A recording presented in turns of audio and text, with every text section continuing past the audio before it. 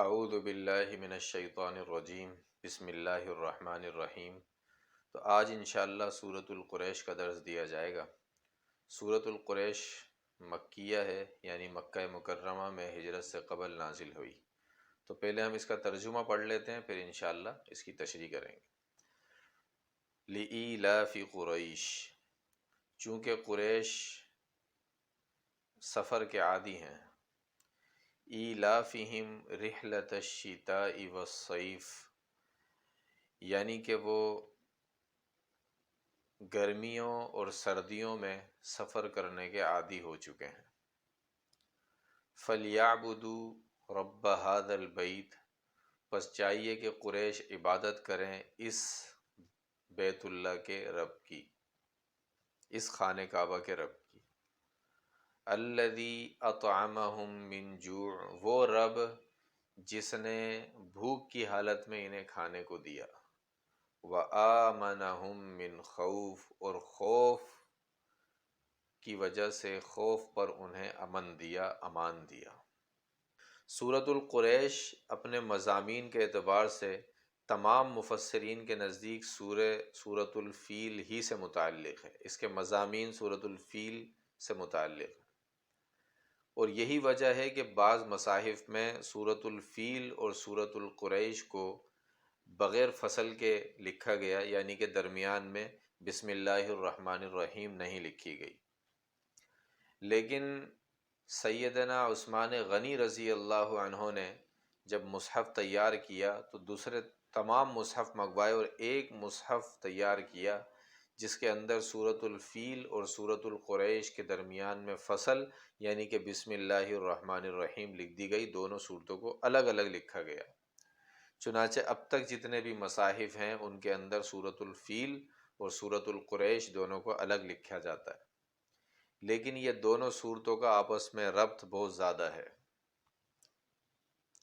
چنانچہ شروع کے اندر جو لام آیا ہے، لإیلاف کے اندر علماء نے لکھا کہ یہ لام بھی اس بات کا مقتضی ہے کہ اس کا پیچھے سے تعلق ہونا چاہیے، لہذا اس کا محذوف جملہ یہ نکالا کہ انا اہلکنا اصحاب الفیل لإیلاف قریش، یعنی ہم نے اصحاب فیل کو جو ہلاک کیا ہے لإیلاف قریش، اس کی وجہ کیا ہے کہ قریش سفر کے عادی ہیں، سفر کرتے ہیں، سفر میں ان کو کوئی مشقت نہ آئے، اس وجہ سے ہم نے اصحاب فیل کو ہلاک کیا۔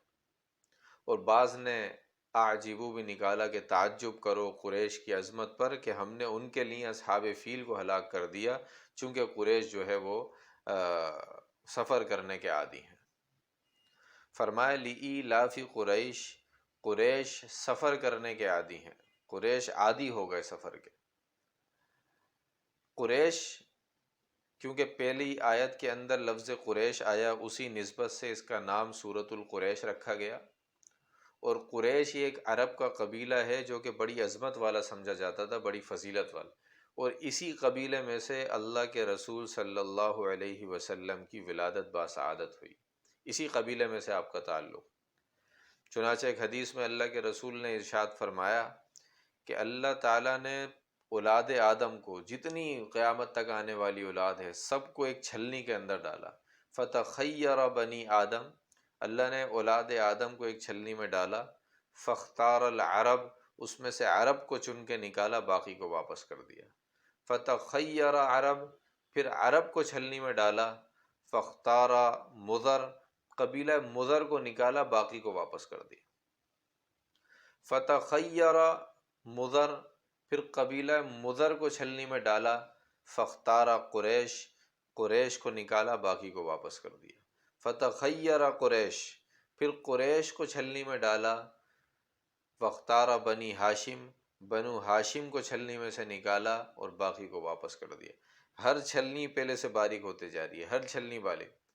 جب بنو ہاشم کو چھلنی میں ڈالا تو اتنی باریک چھلنی لگائی کہ اس میں سے ذرا سا بھی آلودہ وہ اس میں سے پار نہیں گزر سکتا۔ فرمایا کہ فتخیر بنی ہاشم، جب بنو ہاشم کو اللہ نے چھلنی میں ڈالا، فاختارنی، تو اللہ نے مجھے اس میں سے چن کر نکالا، مجھے چھانٹ کر، مجھے چھان کر نکالا۔ وہ ایک ہی قطرہ ٹپکا تھا، اور وہ کون؟ محمد الرسول اللہ صلی اللہ علیہ وسلم۔ چونکہ قریش بڑی عظمت والا قبیلہ ہے، اس لیے اللہ رب العزت نے اس قریش کی عظمت کی وجہ سے یہاں پر پوری سورت انہی کے نام سے موسوم کر دی۔ ایلافہم رحلۃ الشتاء والصیف، تو فرمایا کہ کس چیز کے عادی ہو گئے؟ گرمی اور سردی میں سفر کرنے کے قریش عادی ہیں۔ چونکہ قریش کی تجارت کا سارا جو تجارت کا مدار تھا وہ سفر پر تھا۔ یہ دو سفر کرتے تھے، ایک یمن کی طرف، ایک شام کی طرف۔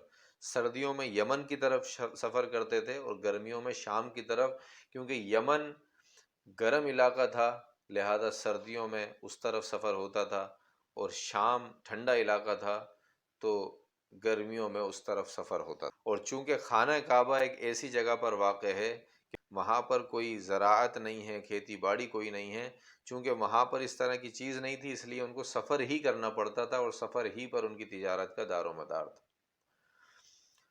تو کیونکہ اس سفر کی وجہ سے ان کو عرب کے تمام قبائل ان کو جانتے تھے، کیونکہ لوگ آتے تھے خانہ کعبہ کی طرف، یہ ان کی مہمان نوازی کرتے تھے، خدمت کرتے تھے، تو سارے عرب ان کو جانتے تھے۔ اس لیے ان کو سفر میں کوئی مشقت نہیں ہوتی تھی، لوٹا ماری کا خدشہ نہیں ہوتا تھا۔ ان کی عظمت کی وجہ سے انہیں سب جانتے تھے۔ اور ابراہیم علیہ السلام کی دعا بھی ہے، فرمایا وَإِذْ قَالَ إِبْرَاهِيمُ رَبِّ اجْعَلْ هَذَا الْبَلَدَ آمِنًا، کہ ابراہیم علیہ السلام نے جب خانہ کعبہ کی بنیاد رکھی تو دعا فرمائی کہ یا اللہ اس جگہ کو امن والی بنا دے، یہاں پر امن ہو، اور فرمایا وَارْزُقْ أَهْلَهُ مِنَ الثَّمَرَاتِ، اور پوری دنیا سے جو پھل ہیں ان کو یہاں پر لایا جائے، وہ یہاں پر آئیں، یہاں کے لوگ اس کو کھائیں۔ تو اس لیے جو یہ بستی والے لوگ ہیں، یہ شہر والے ہیں، تو ان کے لیے تو ابراہیم علیہ السلام کی دعا ہے، اور آج آپ اپنی آنکھوں سے دیکھ سکتے ہیں کیسا امن والا، اور پوری دنیا سے پھل، کون سا پھل ہے جو مکے کے اندر نہیں ملتا۔ قریش کو جتنی بھی عظمت ملی، فضیلت ملی، وہ اس کعبے کی وجہ سے ملی۔ اس لیے فرمایا فَلْيَعْبُدُوا رَبَّ هَذَا الْبَيْتِ، تو چاہیے کہ قریش عبادت کریں اس خانہ کعبہ کی، اس گھر کے رب کی۔ یہاں پر یوں بھی کہا جا سکتا تھا فَلْيَعْبُدُوا اللَّهِ، چاہیے کہ قریش اللہ کی عبادت کریں۔ یوں بھی کہا جا سکتا تھا فَلْيَعْبُدُوا الرَّحْمَٰنَ، چاہیے کہ یہ رحمان کی عبادت کریں۔ لیکن یہاں پر اللہ اپنی کیا صفت لے کر آئیں؟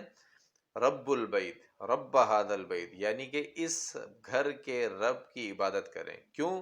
کیونکہ اس گھر کی وجہ سے ہی تمہیں عظمت ملی ہے، تمہیں جو فضیلت ملی ہے۔ تم کہیں سفر کرتے ہو تو اس سفر کے اندر تمہیں لوٹا ماری نہیں ہوتی، تمہارے ساتھ کوئی ڈکیتیاں نہیں ہوتی، چوریاں نہیں ہوتی۔ تو وجہ کیا ہے؟ وجہ صرف اس گھر کی فضیلت ہے، اس گھر کی عظمت ہے۔ اس گھر کی عظمت کی وجہ سے تمہیں لوگ سب پہچانتے ہیں اور تم ان کی خدمت کرتے ہو، لہذا یہ گھر، اس گھر کی وجہ سے تمہیں کھانے کو ملا، تم سفر کرتے ہو، تجارت کرتے ہو، کھانے کو تمہیں دیا جاتا ہے، اس لیے اس گھر کے رب کی عبادت کرو۔ فَلْيَعْبُدُوا رَبَّ هَذَا الْبَيْتِ، تو چاہیے کہ قریش عبادت کریں اس گھر کے رب کی۔ کیوں؟ الَّذِي أَطْعَمَهُم مِّن جُوع، کیونکہ وہی رب ہے جس نے تمہیں بھوک کے وقت کھانا دیا ہے، وَآمَنَهُم مِّن خَوْفٍ، اور تمہیں خوف سے نجات دی ہے، امن دیا ہے۔ علامہ ابن کثیر رحمۃ اللہ علیہ نے لکھا، فرمایا کہ جو اس صورت کو مد نظر رکھتے ہوئے اللہ رب العزت کی عبادت کرے گا، اللہ رب العزت اسے بھرپور کھانے کو عطا فرمائیں گے، رزق میں برکت عطا فرمائیں گے، اور اسے ہر خوف سے امن دیں گے، چاہے وہ دنیا کے کسی مصیبت کا خوف ہو یا آخرت کے عذاب کا خوف ہو۔ اسی طرح حضرت قاضی ثناء اللہ صاحب تفسیر مظہری میں لکھتے ہیں کہ مجھے میرے شیخ مرزا مظہر جانے جانا رحمۃ اللہ علیہ نے تاکید کی کہ کوئی بھی خوف ہو، کوئی بھی مصیبت کا خوف ہو، فقر و فاقہ کا خوف ہو، تو سورۃ القریش کی تلاوت کرو، یہ خوف سے امن دیتی ہے۔ فرمایا کہ میں نے بارہا اس کا تجربہ کیا، یہ سورت کا پڑھنا خوف سے امان ہے۔ اللہ رب العزت مجھے بھی اور آپ کو بھی عمل کی توفیق عطا فرمائے۔ وآخر دعوانا